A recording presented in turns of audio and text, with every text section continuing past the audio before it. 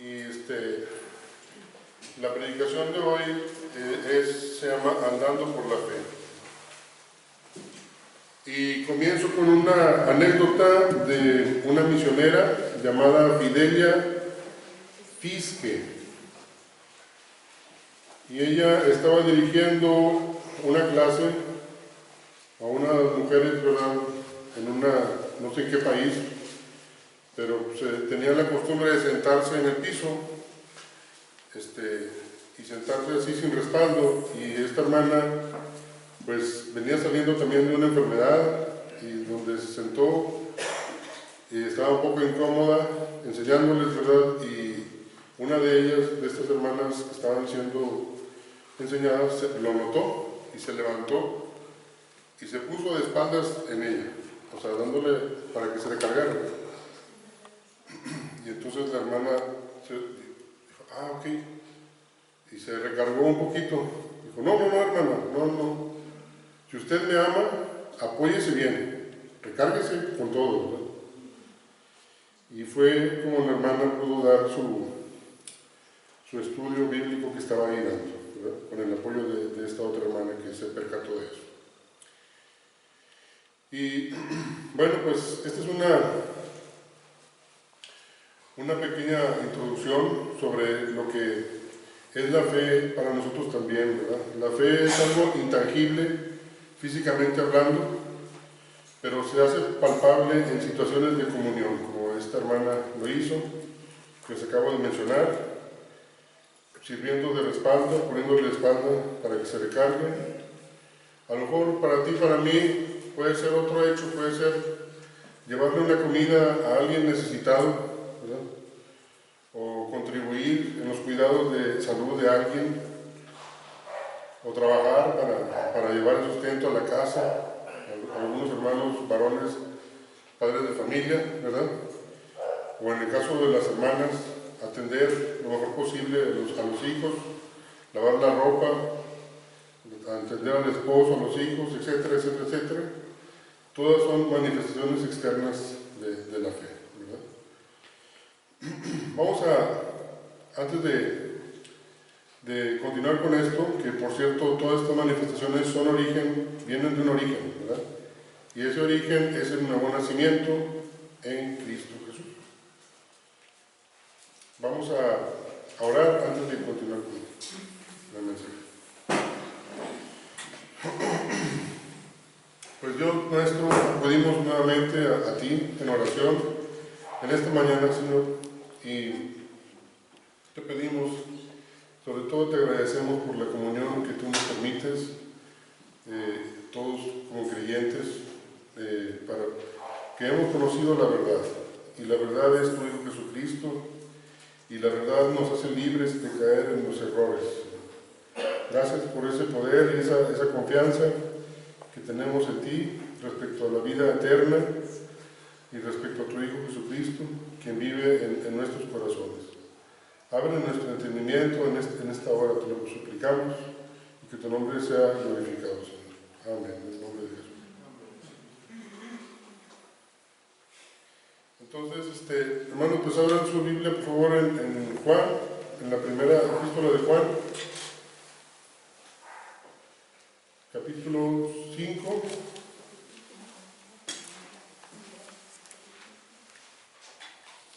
¿Verdad? Versículo 1.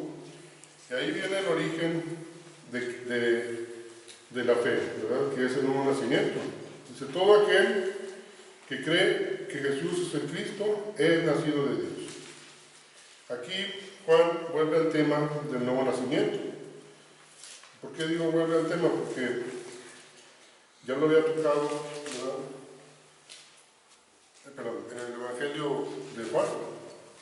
Voy a ver si puedo subir esto.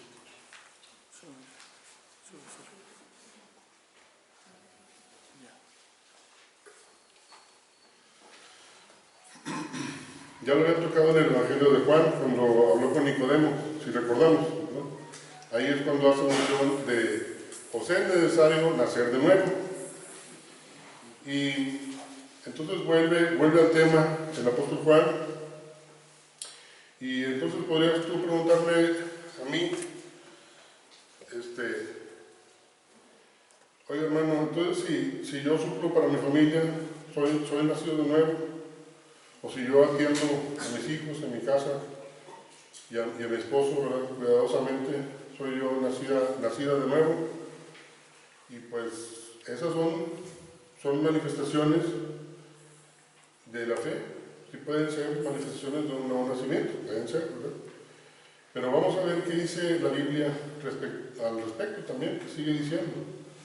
Ahí mismo en 1 de Juan 5, 1 al 5, vamos a leer el primer versículo y luego ustedes el 2, y luego el 3, el 4 y el 5, ¿verdad?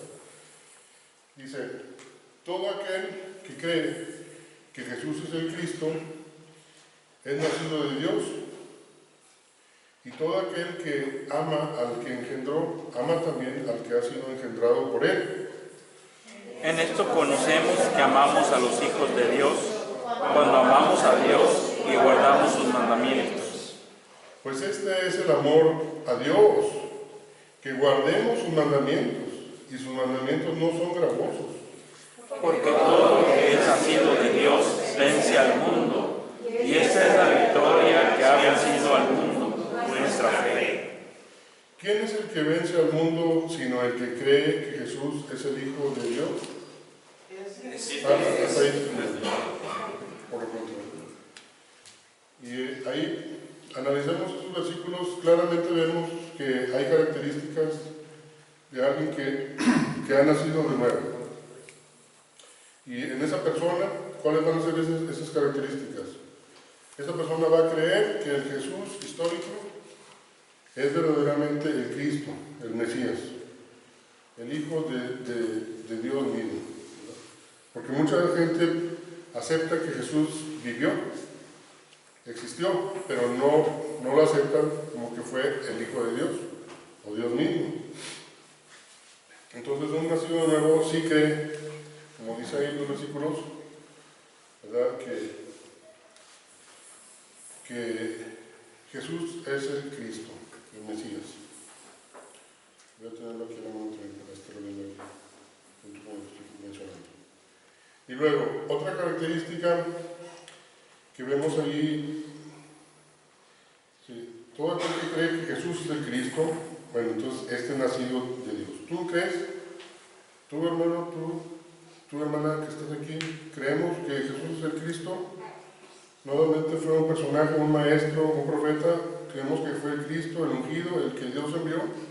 ¿Lo creemos? Entonces somos nacidos, es una característica que somos nacidos de Dios, ¿verdad? Y luego, dice, esa persona va a amar y a creer tanto en Dios Padre como en Dios Hijo.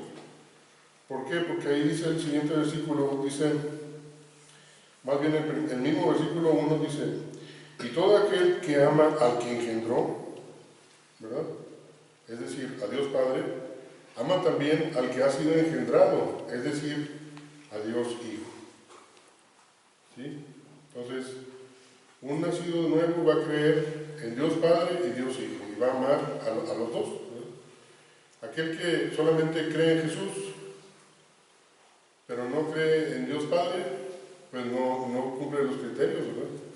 Y viceversa, si solamente creen en Dios Padre, pero no creen en Jesús, tampoco está mencionando Juan que es nacido de nuevo. Es bien sencillo como Juan lo plasma con mucha claridad, porque él sabe que también él ya está por partir, ya está por morir. Es el año 90 y tantos, y tiene que dejar claro para la siguiente generación, ¿verdad?, lo que es y lo que no es verdad, y quiénes son un verdadero creyente y quién no lo es, ¿verdad? Y otra característica, esa persona amará a los demás hermanos, como también vemos en la aplicación de nuestros hermanos José Luis y Eugenio, ¿verdad? Pues no puede decir alguien, estoy en la luz, estoy en Dios, y luego no amamos a los hermanos, ¿verdad? De hecho, cuando estábamos chiquitos, a veces mi hermana y yo nos peleamos un poco, Areli y yo, mi hermano mayor, y mi papá me repetía mucho este versículo, ¿verdad? Oye, si no se ama a sus hermanos, no amas a Dios, ¿verdad? Entonces, pues aquí está mi papá. Entonces, esa persona va a amar a los demás hermanos. Aquí también menciona en la Biblia, dice, en esto conocemos que amamos a los hijos de Dios cuando amamos a Dios y guardamos sus mandamientos. Entonces, otra característica es, esa persona guardará los mandamientos de Dios. Entonces, preguntémonos, nosotros por naturaleza, ¿cómo estamos viviendo, verdad? ¿Nos guardamos los mandamientos de Dios o no? Pues lógicamente no hay justo ni a un uno, ¿verdad? Nadie los va a guardar. Pero en general, tu corazón, ¿cómo está en ese sentido? ¿Asiente? ¿Estás asintiendo con el Señor de que los mandamientos son lo correcto y quieres seguirlos? ¿O tu corazón está en contra de esos mandamientos? Otra característica del nacido de nuevo es a esa persona, bueno, este primer punto es las características del nacido de nuevo. Y el punto número 2 van a ser las seguridades que nos da el ser nacidos de nuevo. Entonces, estamos viendo las características del nacido de nuevo, ¿sí? Y hasta ahorita las que llevamos, las voy a repetir, es: cree que Jesús es el Cristo, ama al Padre y ama al Hijo y cree en ambos, ¿no? Ama a los demás hermanos, ama a Dios. Esa persona también guarda los mandamientos. Esa persona, otra cosa, no le es gravoso guardar los mandamientos de Dios. Entonces, si una persona se le habla mucho de la Biblia y constantemente dice, no me hables de eso, le es gravoso, es una señal de que no es nacido de nuevo, ¿verdad? Si una persona, a lo mejor toda su vida ha vivido en un sistema cristiano por familia, ¿verdad? Porque sus padres son cristianos y va a la iglesia, pero siente un deseo de no estar en la iglesia, entonces hay un foco rojo porque no le es gravoso los mandamientos de Dios. No es lo normal que un creyente le sea gravoso los mandamientos de Dios, ¿verdad? Y efectivamente, como ahorita en el otro punto que dije, esa persona ama a Dios. No es normal que los seres humanos amemos a Dios. Lo normal es que queramos estar lejos de Él para que no vea nuestro pecado. Pero cuando ya le conocemos y somos sus hijos, amamos a Dios. Y esa es una señal, ¿verdad? Una característica del nacido de nuevo. Ahora, esa persona vence al mundo, es otra característica. El mundo es el cosmos, el sistema de cosas que están en la tierra, de la vida, los negocios, el gobierno, todo lo que rodea al creyente, ¿verdad? Muchas veces hay influencias que intentan doblegar esas convicciones que Dios formó y no los van a doblegar si es una persona creyente, nacido de nuevo, y si lo llega a hacer, él mismo va a sentir en su conciencia que ha pecado, ¿verdad? La conciencia y el Espíritu Santo mismo le va a redarguir de pecado. Entonces, vence al mundo.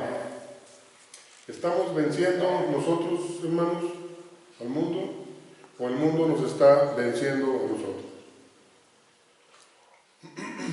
Esa persona tiene una fe y es una fe que la vive corporativamente con todos los demás miembros de la iglesia. Aquí dice, porque todo lo que es nacido de Dios vence al mundo. Y esta es la victoria que ha vencido al mundo. Nuestra fe. No dice mi fe, ¿verdad? No dice Juan, mi fe que yo les comenté porque yo vi a Jesús, ¿verdad?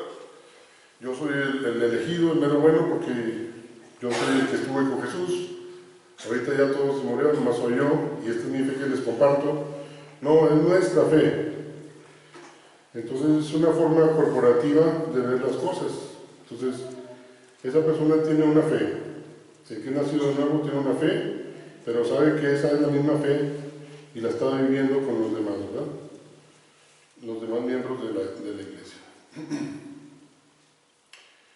Entonces, ¿tienes tú o tengo yo estas características? Hasta aquí vamos a hablar de las características de un nacido de nuevo en la fe de Jesucristo. Andamos en ese camino de la fe en verdad, porque a lo mejor en el título se llama Andando por la fe, ¿verdad? Y a lo mejor suena de que hay que confiar en Dios, ¿verdad? De que Él nos va a suplir todo y así, pero en realidad está aterrizado en los versículos que estamos viendo, que es andar por la fe. No decir que andas por la fe y andar por otro lado, ¿verdad? Entonces, andamos en ese camino, seamos sinceros, quiera Dios que sí, ¿verdad? Y si es así, ¿qué seguridad me imparte el ser nacido de nuevo a mí? ¿O somos creyentes temerosos?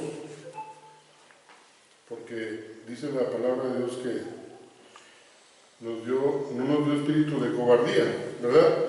Sino de poder, de amor y de dominio propio. Entonces, 1 de Juan 5, 10 al 12. Vamos a ver las seguridades que Dios nos da al ser creyentes. 1 de Juan 5, 10 al 12. Voy a leer el 10. Bueno, lean ustedes el 10 y yo leo el 11 y luego ustedes lean el 12. 1 de Juan 10. ¿Lo pueden ver? El que cree en el Hijo de Dios tiene el testimonio en sí mismo.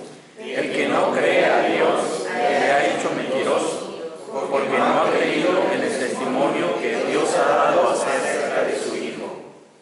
Y este es el testimonio que Dios nos ha dado, vida eterna. Fíjense cómo dice, nos ha dado vida eterna. Y esta vida está en su Hijo. El que tiene al Hijo tiene la vida. El que no tiene al Hijo de Dios no tiene la vida. Hasta ahí vamos a ver. Entonces, ya me dio bastante calor aquí. Ha de ser el mismo resfriado que traigo. Me voy a retirar esto, perdón. Entonces aquí hay varias garantías de seguridad que acabamos de leer, ¿verdad? Nos da el Espíritu Santo.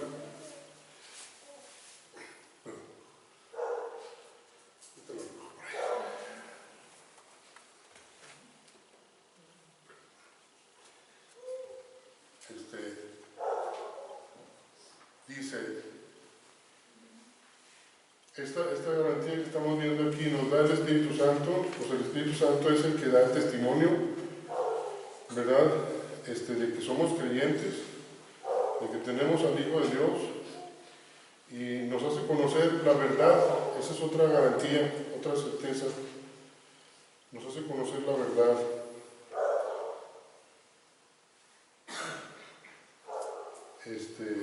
Y luego nos hace entender que Dios nos ha dado ya vida eterna. Esto es muy importante, porque muchas personas piensan, quisiera morir para poder empezar a vivir la vida eterna, ¿no? Ya para no sufrir aquí, cuando en realidad Dios quiere que desde aquí empieces a vivir la vida eterna con Él, ¿verdad?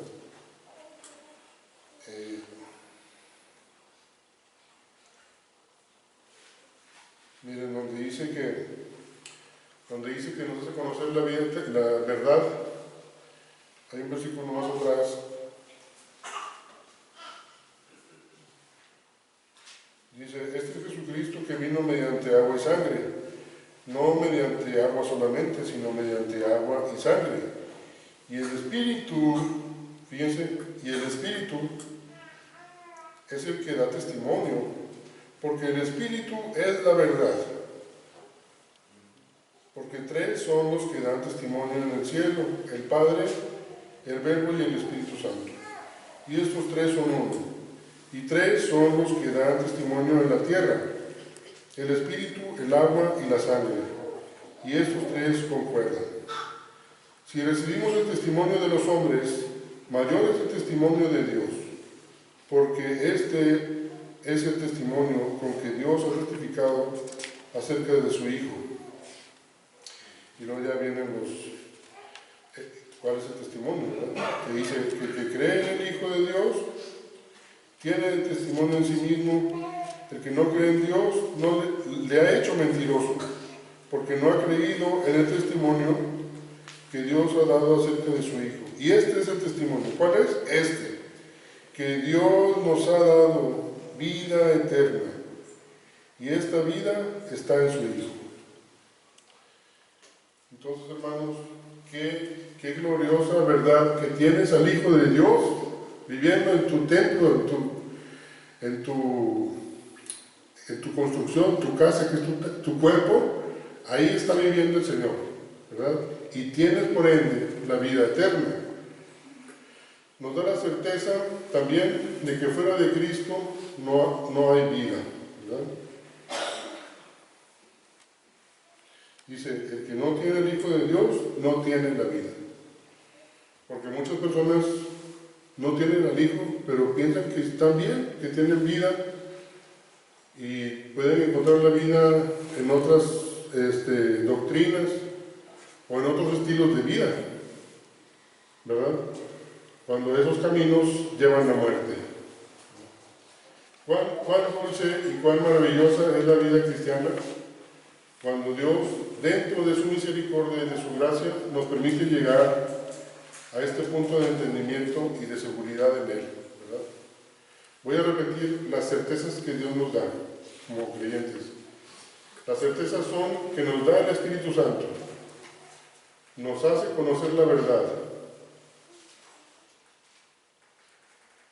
nos hace entender que Dios nos ha dado ya vida eterna,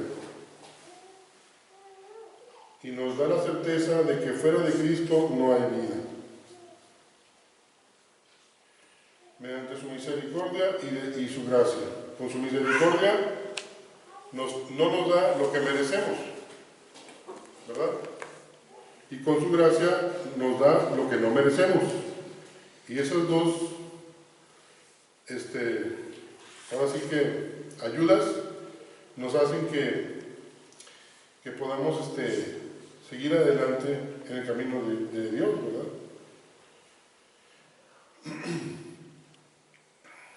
Y nos permiten llegar a este punto de entendimiento y de seguridad en Él. Ahora, hay otra... Se están durmiendo, hermanos, pero déjenme, préstenme una guitarra porque hay un versículo que es canto. Que es canto y es otro... Ya para que se despierten. A ver si sale, dice...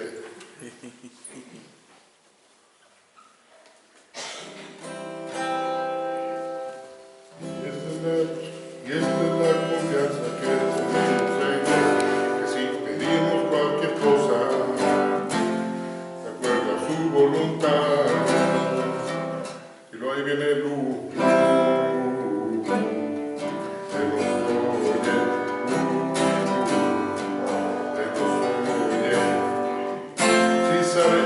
sabemos que Él nos oye en cualquier cosa que le pidamos. Sabemos que tenemos las bendiciones que le hayamos hecho.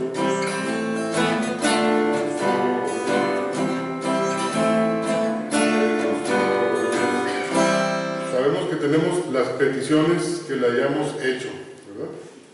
Esa es otra certeza. Bueno, de perdido ya con mi mala entonación se despertaron.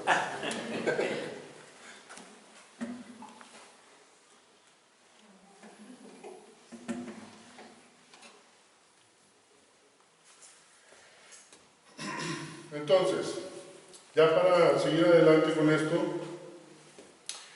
Si has tenido tú bendiciones, ¿verdad? Acuérdense cuando Cristo entró a Jerusalén.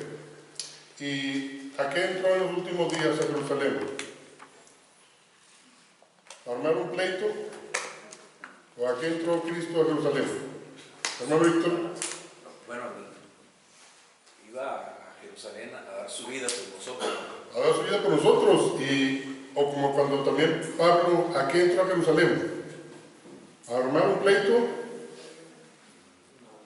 No, iba a celebrar. Iba a celebrar lo que tenía que celebrar. Así el Señor Jesús, también sus años que estuvo con ministerio con los apóstoles, celebraba la Pascua los días que eran de la Pascua. Y en esa última ocasión también iba a hacer eso, ¿verdad? Y luego recuerden en un evangelio que les dijo, ¿a quién les dijo? Vayan y van a encontrar, vayan a buscar un lugar donde vamos a tomar los alimentos, ¿verdad? Y van a ver a un señor que trae un cántaro con agua, y ese síganlo. Pero ¿a qué de los apóstoles les dijo que fueron? A Pedro y a Juan. Perfecto. Entonces, vayan y vean ese señor que trae el cántaro. Donde entre ese señor, hablen con el dueño de la casa y díganle, el Señor quiere celebrar aquí la Pascua. Y ahí vamos a celebrar, ¿verdad? El Señor ya sabía que iba a permitirse de eso, ¿verdad? Y le digo yo a mi esposa que Pedro para mí es los problemas de la vida, que Pedro fueron puras dudas y pruebas, y unas las liberó y otras no, ¿verdad? Y Juan para mí es el amor. Entonces, el cántaro con agua es el Espíritu Santo. Y donde se fue a meter el Espíritu Santo en ese aposento es tu persona, ¿verdad? Y ahí, por medio de las pruebas, que es Pedro, y por medio del amor, que es Juan, ¿sí? Que Dios fue preparando ese terreno, ahí Cristo entró en ese aposento, que es tu vida, tu persona. Por eso digo que por medio de las pruebas, aquí estoy diciendo, bueno, ¿sí se entendió esa moraleja que quiero hacer, esa parábola? Entonces, estos dos apóstoles eran los más queridos de Juan, ¿verdad? Perdón, del Señor Jesús, Pedro y Juan, y los más apegados. Pero Pedro para mí representa las pruebas y Juan representa el amor. Entonces Dios, por medio de las pruebas, nos trae a sus pies, y por medio del amor, de su amor, nos trae a sus pies. Y entra el Espíritu Santo, y luego entra el Señor Jesucristo y mora con nosotros y cena con nosotros, como dice Apocalipsis. ¿Has tenido pruebas? ¿Has tenido muestras de amor? Detrás de todo esto está Dios obrando. El apóstol Juan sabía bien estas cosas importantísimas, y no que solamente saberlo él, sino que los demás creyentes también lo sepan y lo consideren y perciban bien estas realidades, que están conscientes de que estén conscientes de estas certidumbres, que observen con detenimiento estas particularidades de la fe en Cristo. Por eso el versículo 13 dice: estas cosas os he escrito a vosotros que creéis en el nombre del Hijo de Dios, para que sepáis que tenéis vida eterna, para que creáis en el nombre del Hijo de Dios. Pero fíjense a quién le escribió Juan esto. Dice, estas cosas os he escrito, ¿a quién? A vosotros, los que creían o los que no creían. A los que creían, los que no creían, pues ya Juan, ya ahorita estaba enfocándose en los que creían, ¿verdad? A vosotros que creéis en el nombre del Hijo de Dios. ¿Para qué? Para que sepáis que tenéis vida eterna. Porque ese sepáis está en un modo verbal donde sepáis.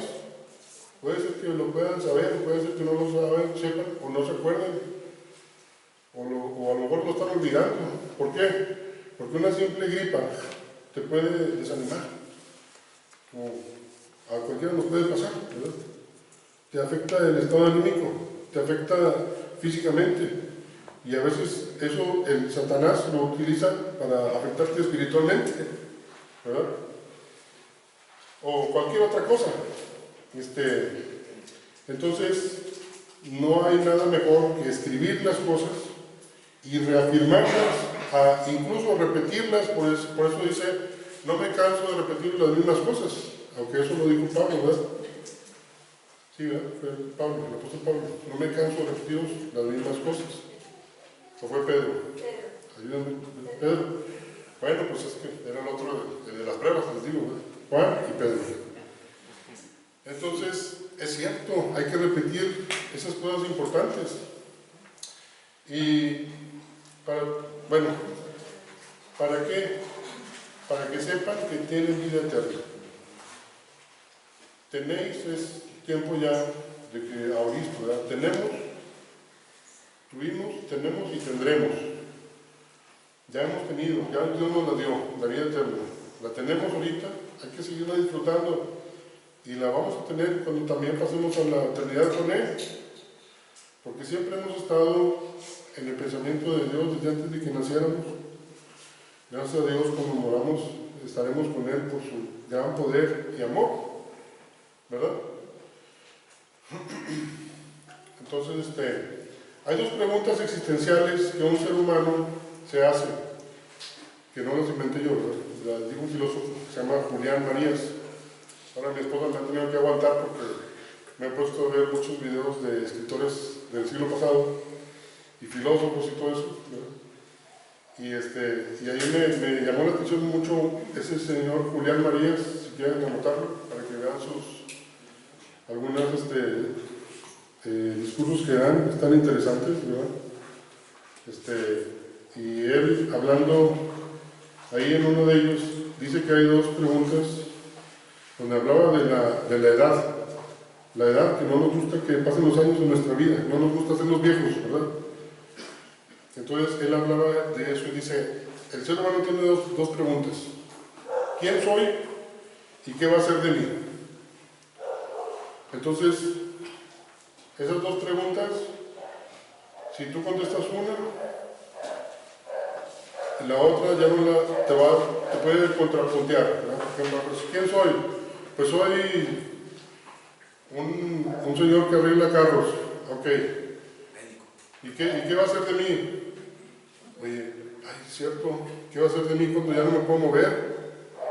Entonces, y si por otro lado me contesto, ¿qué va a ser de mí? Pues me voy a morir. Oye, pero arreglo carros. Pero entonces, ¿para qué arreglo carros si me voy a morir? Entonces, las dos preguntas filosóficamente chocan, ¿verdad? Pero una persona que es creyente en Cristo, podemos respondernos esas dos preguntas sin ningún problema. Porque, efectivamente, solamente en Cristo tenemos esa plena certidumbre de ambas. ¿Quién soy? Soy un creyente en el nombre del Hijo de Dios. ¿Qué va a ser de mí? Tengo vida eterna. Amén. Y ojalá que en este andar por la fe que hemos comenzado y que seguimos viviendo día a día, podamos recordar y tener siempre presente que somos de Dios, que Él nos guarda y que el maligno no nos toca. Porque hay un versículo ahí mismo que dice, ¿verdad? Se va a leer, creo que nomás es este capítulo. 18. Así es. Sabemos que todo aquel que ha nacido de Dios no practica el pecado, pues aquel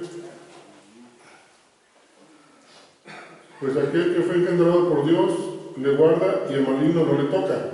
Y luego dice 19, sabemos que somos de Dios y el mundo entero está bajo el maligno. Entonces, acuérdense, hay dos, o sea, no somos de Dios, ok. Pero luego te preguntas, oye, ¿por qué el vecino aquel me hizo esto? ¿Por qué el vecino aquel me hizo esto? ¿Por qué en el trabajo me hicieron esto? Me incurrieron en este delito, porque a veces hay gente que cae en delitos inocentemente, ¿verdad? En un trabajo. Y los acusan y hasta la cárcel pueden ir a dar siendo inocentes. ¿Por qué me pasó esto? Porque todo está bajo el maligno, bajo el poderío del maligno. Por eso pasan esas cosas. Pero si Dios te permitió caer en esa prueba, a lo mejor, pero hasta cierto punto Dios te está protegiendo porque tú eres de Dios, ¿verdad? Entonces, es importante que de todas maneras tengamos conciencia de que no estamos plantados como en la vid, en Dios, ¿verdad? Pero no podemos estar bajo el maligno. La palabra ahí literalmente es estar tirado bajo los pies del maligno, anestesiado, bajo el poder de él, ¿verdad? No estemos ahí, estemos plantados en Dios, ¿verdad? Vivamos en comunión cristiana, reunámonos, oremos unos por otros, amémonos, ¿verdad? Unos a otros, testifiquemos, hagamos buenas obras, pongámosle la espalda de respaldo a la misionera, ¿verdad? Vamos a ser dinámicos, tengamos iniciativas, trabajemos para Dios, pero tengamos claro que todos son manifestaciones, solamente son manifestaciones externas de la fe, de un nuevo nacimiento de Cristo viviendo en nosotros, que estamos en el verdadero, eso sí, que nos quede claro, ¿verdad? Y que hemos conocido la verdad, sí, y que nos libra esta verdad de los desvíos morales. ¿Cuáles son los desvíos morales? Pues no amar, decir que somos cristianos, pero no amar a la gente, y así, ¿verdad? O comportarnos como no andando en luz, que son desvíos morales. Y desvíos doctrinales son como los que mencionan las cartas de Juan, de las herejías que había, de que Jesús no había venido en carne, ¿verdad? Solamente en espíritu. Entonces, andando en la verdad nos impide caer en esos dos errores, ¿no? Y ya para ir concluyendo, menciono que la segunda carta juanina consta básicamente en refutar un movimiento misionero, hereje, que rechaza la realidad de la encarnación. O sea, llegaban unos que decían, igual, pueden ser los gnósticos, no sé si andaban como los testigos de Jehová ahora, ¿verdad? De casa por casa, porque dice ahí que no lo recibas. Dice, no lo recibáis. Yo he escuchado a muchas personas que ya siendo creyentes dicen, no, es que yo recibo a todos ahí, ya platico con todos, y les abro la casa y todo. Y aquí Juan está advirtiendo de que no hagas eso, que no admitas doctrinas o personas porque lo estás alimentando, ¿verdad? A final de cuentas lo que estás haciendo es animar a tales misioneros y no hay que ni siquiera darles hospitalidad. Es lo que menciona aquí la carta de segunda de Juan. Si vemos el versículo, vamos a ver nomás un versículo de la segunda carta de Juan para que ya no se nos haga tan gravoso, ahora sí. Bueno, segunda de Juan, versículo 7, dice, porque muchos engañadores han salido por el mundo que no confiesan que Jesucristo ha venido en carne. Quien esto hace es el engañador y el anticristo. Y luego ya en los versículos siguientes se exhorta a que no se animen a tales misioneros, ni se les dé hospitalidad. Y finalmente la tercera carta juanina se hace alusión a la oposición de un diótrefes, que diótrefes significa alimentado por Zeus. Curiosamente el nombre le quedaba, ¿verdad? Zeus, el dios allá del Olimpo, ¿verdad?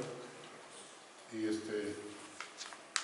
cuando decimos de alguien que se cree mucho, ¿verdad? Pues dice, no, se cree de los dioses de los Olimpos, ¿verdad? Bueno, pues Diótrefes decía Juan que debería ser en primer lugar, pues sí era alimentado por Zeus, sí era Diótrefes. Y rehusaba reconocer la autoridad del apóstol, ¿verdad? ¿A quién se parece esta actitud? A Satanás, cuando quiso ser igual que Dios, ¿verdad? Es el mismo espíritu de rebelión, de desobediencia y de envidia, de poder, ¿verdad? Entonces, dice, ya para ver un versículo nada más de tercera de Juan 1.9, dice, yo he escrito a la iglesia Pero Diótrefes, al cual le gusta tener el primer lugar entre ellos, no lo recibe, y luego prohibía a otros a que lo recibieran. Entonces, con estas últimas dos cartas, entonces vemos la oposición de la Iglesia puede venir tanto desde afuera como desde adentro. Sin embargo, el Señor nos provee un camino de fe y de comunión en donde conocer la verdad, que es la que nos va a preservar, como les digo, de los errores. Y concluimos aquí, hermanos, muchas gracias. Y después, a lo mejor podemos cantar bien ese canto. Vamos a practicarlo mejor, porque sí, falta. Gracias, hermanos.